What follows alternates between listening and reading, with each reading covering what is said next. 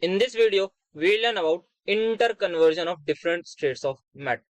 Matter can be changed from one physical state to another physical state and vice versa by changing the temperature. So solid can be converted into liquid, liquid can be converted into gas, similarly gas can be converted into liquid and as well as in solid by changing the temperature. Now let us have a look at this.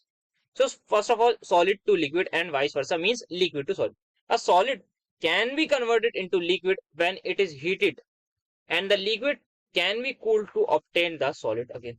So for solid, whenever we will heat it, it will become liquid. And for liquid, whenever we will cool, it will become solid. For example, we have ice. So on heating ice, we know that we will get water. Similarly, on cooling ice in refrigerator, on cooling water in refrigerator, what we will get is ice. So this is the example.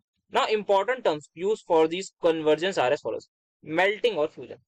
So melting is simply process of converting a liquid into its liquid state. So melting is the process of converting a solid into its liquid state. Now melting point. So melting point is that constant temperature at which a solid changes into its liquid state. For example, if ice at 0 degrees Celsius is heated, it first of all absorbs heat and then melts to produce water which has the temperature 0 degree only, means the temperature, there is no change in temperature on giving heat because now this ice is going to convert into water at this specific constant temperature. So the melting point of ice is 0 degree Celsius. Freezing or solidification. It is the process of converting a liquid into its solid state. Freezing point, it is that constant temperature at which liquid changes to its solid state. Example, if you are going to cool water at 0 degrees Celsius, it gives out heat and then freezes to produce ice which has the temperature 0 degrees Celsius only. So the freezing point of water is 0 degree Celsius. Liquid to gas and vice versa.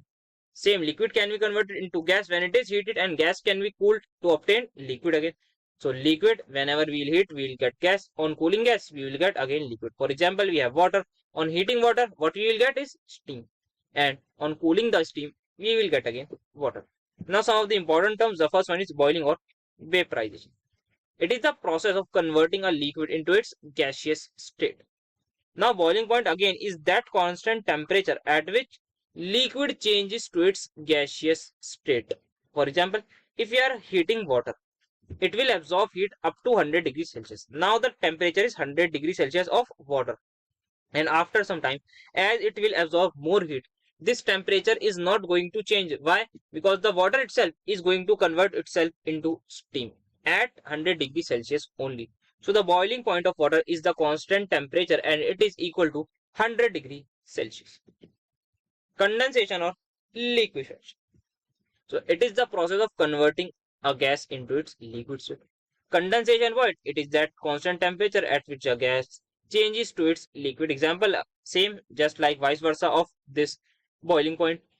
If steam at 100 degrees Celsius is cooled, it gives out heat. So on cooling steam, we will not reduce its temperature at like 99 degrees Celsius steam, 98 degrees Celsius steam. No, it will first of all get condensed to water which has the temperature 100 degrees Celsius only.